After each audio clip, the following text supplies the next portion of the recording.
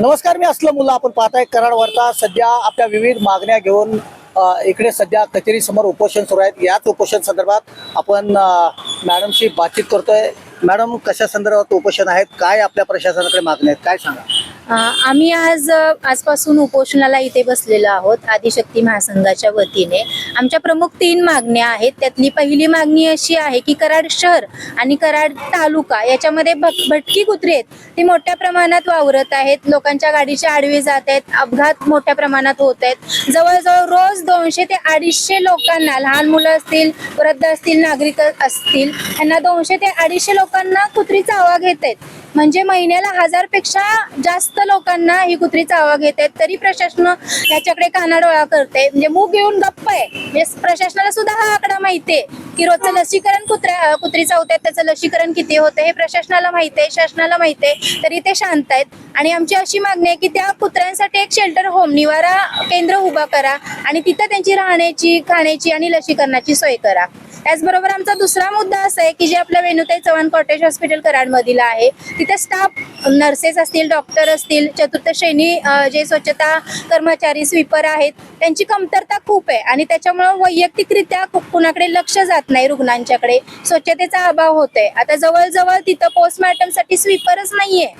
आणि हे जे आपलं कॉटेज हॉस्पिटल आहे ते 100 बेडचं हॉस्पिटल आहे, तर रोज 150च्या आसपास तिथं रुग्ण ऍडमिट होतात.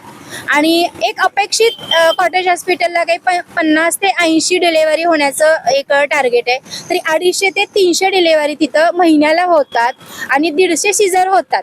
मग तिथं सर्जन कमी आहेत, गायनॅक कमी आहेत, नर्सेस कमी आहेत आणि स्वीपर आणि चतुर्थ श्रेणी कामगार कमी आहेत. मग ह्याच्यामुळं गरिबांचा हाल होतोय. तर सर्वसामान्य तिथं कुटुंब जातं उपचार घेण्यासाठी. अद्ययावत सेवा सुविधा तिथं आहेत, पण कामगार कमी असल्यामुळे, मनुष्यबळ कमी असल्यामुळे रुग्णांना त्रास होतोय. त्याच्याबरोबर ICUचा सेटअप आहे तिथं कॉटेज हॉस्पिटलला, पण ते ऑपरेट करणारा कर्मचारी नाहीये. त्यामुळे मग इतर ठिकाणी लोकांना जावं लागतं. आता प्रत्येकाकडे पैसे नाही आहेत ना की तिथं जाऊन तो उपचार घ्यावा. आता इथून जर साताराला ट्रान्सफर केलं तर 1.5 तास लागतो प्रवास करायला.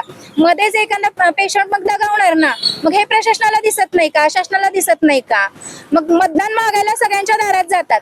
मग ही जी रडतायत अक्षरशः रुग्ण, तेव्हा यांना दिसत नाहीत का हे रुग्ण?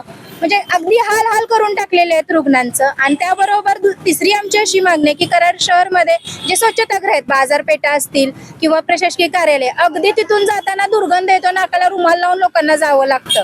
तिथं जी स्वच्छतागृह आहेत ते नळ बिघडलेले आहेत, मोडलेले आहेत. एसटी स्टँड असेल किंवा बाजारपेठा असतील तर ते स्वच्छ करा, ही एक मागणी आहे. कोल्हापूर नाक्यावर महिलांसाठी एक स्वच्छतागृह उभा करा, ते पण केलेलं नाहीये. प्रीतिसंगम घाटावरती लहान मुलाला घेऊन अनेक माता भगिनी जातात, त्यांच्यासाठी हिरकणी कक्ष उभा करा, ते पण अजून केलेलं नाही. तिथलं स्वच्छतागृह अतिशय घाणेरड्या अवस्थेत आहेत.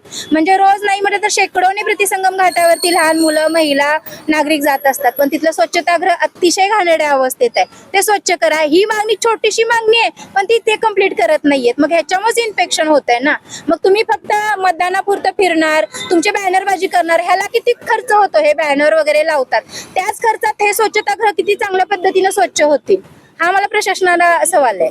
हे जे उपोषण आहे ते किती दिवस चालणार आहे? आमच्या जो मागण्या पूर्ण होत नाहीत तोपर्यंत आमचं उपोषण चालणार आहे. धन्यवाद. नमस्कार, मी सरिता हरदास. आज अश्विनी वेताळ मॅडमनी जे उपोषण सुरू केले आहे त्याला माझा सपोर्ट आहे. कारण कराड खूप अस्वच्छ झालेलं आहे. पुलावर लोक निर्माल्य टाकतात आणि त्या निर्माल्याच्या पिशव्या, त्या जाळ्या बसवल्या त्यामध्ये ठेवतात.